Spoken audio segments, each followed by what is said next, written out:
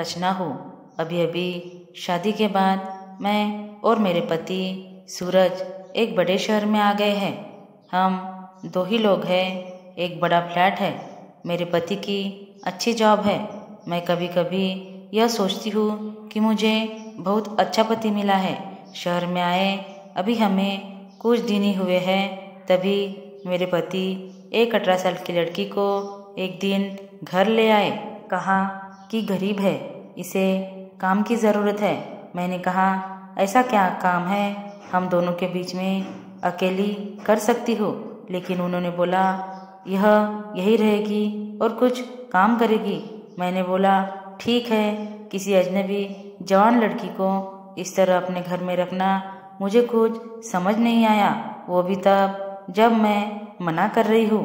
रात में सोचा कि उनसे पूछूं कि आखिर यह लड़की कौन है, लेकिन रात जब मैं कमरे में गई तब वो अपने लैपटॉप पर मीटिंग में बिजी थे। जैसे ही मैंने दरवाज़ा खटखटाया, मुझे हाथ से इशारा करके चुप रहने को कहते हैं। मैं बिस्तर के एक साइड पर सो गई। सुबह करीब 7 बजे मेरी नींद खुली। तब मैंने देखा पतिदेव बिस्तर पर नहीं है। मैंने बाथरूम में देखा, वो वहाँ भी नहीं थे। दरवाजे के पास जाकर जब मैंने किचन में देखा तो मेरे पति हाथ में पैसे लिए उस लड़की को दे रहे थे और वो लड़की रो रही थी। वो उसे चुप भी करा रहे थे। पैसे देकर वो मुझसे मिले बगैर बाहर मेन डोर से निकल गए। मुझे अब कुछ समझ नहीं आया कि बात क्या है। थोड़ी घबराहट भी हुई। अजीब अजीब ख्याल मन में आने लगे।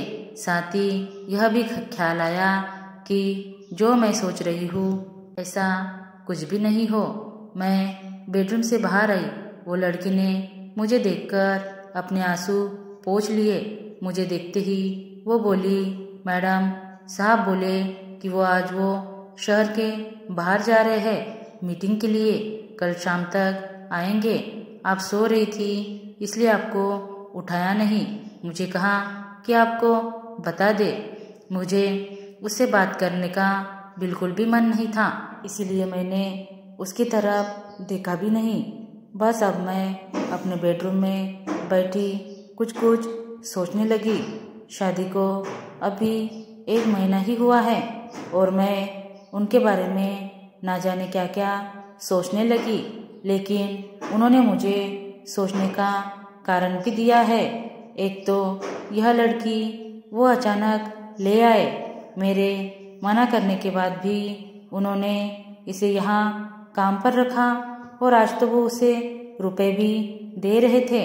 मैंने सोचा कि एक बार फ़ोन पर उनसे बात करके देखती हूँ। मैंने उन्हें फ़ोन लगाया पर उनका फ़ोन स्विच ऑफ बता रहा था। यह पहली बार था जब ऐसा हुआ कि उनका फ़ोन बंद है। अब मेरा सर और भी चकरा गया। इतने में वो लड़की रूम में चाय लेकर आती है। बोली, मैडम चाय। मैंने भी उसको पूछा, तुम्हारा नाम क्या है? बोली, राखी। उसके पास फ़ोन भी था और अब वो वाइब्रेट हो रहा था। फ़ोन को रिसीव करने वो दौड़कर मेरे बेडरूम से बाहर गई। मुझे दूर से अब यही सुनाई दे रहा था कि उसने कहा कि मैं आती हूँ। फिर बात करके वो फिर मेरे बेडरूम में आकर कहती है, मैडम मैं 2 घंटे में आती हूँ, मुझे कुछ काम आया है। इतना बोलकर वो मेरी हाँ सुने बगैर ही चली गई। मैं कुछ बोल ही नहीं पाई, लेकिन फिर 2 मिनट मेरे मन में आया कि क्यों ना इसका पीछा करूं, और मैंने 1 सेकंड में कपड़े चेंज किए और उसके पीछे हो गई। वो मुझे मेरी बिल्डिंग के नीचे दिखाई दी। उसके बाद उसने एक रिक्शा लिया। मैंने भी रिक्शा लेकर उसका पीछा किया। रिक्शा एक पतली सी गली में रुका। वो वहाँ से उतरकर पैदल चलने लगी। बहुत सारे छोटे छोटे घर से होते हुए वो एक घर के आगे पहुंची। मैं लगातार उसका पीछा कर रही थी। क्यों कर रही थी, क्या जानना चाहती थी, इसका मुझे कुछ पता नहीं था। बस मैं उसके पीछे थी।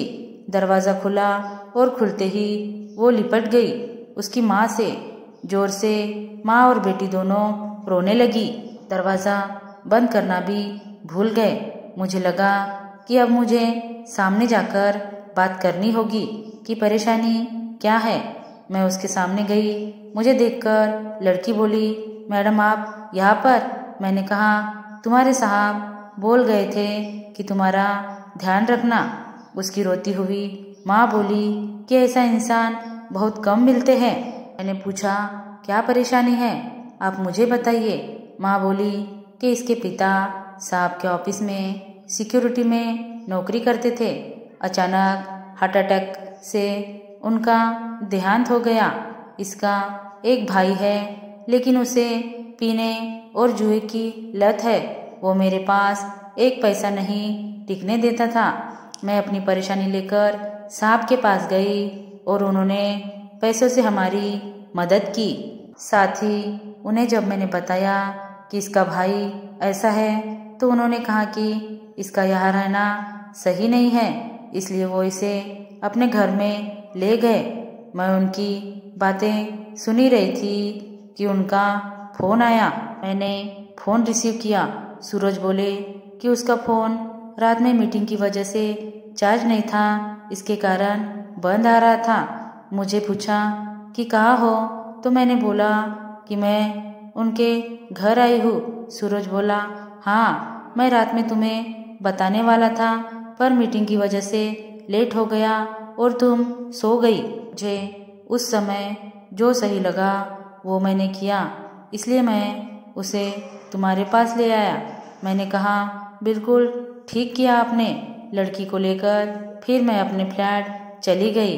अब मैं उसे और अपने पति दोनों को ज़्यादा प्यार करने लगी। धन्यवाद दोस्तों। Thanks for watching. Like, share, subscribe.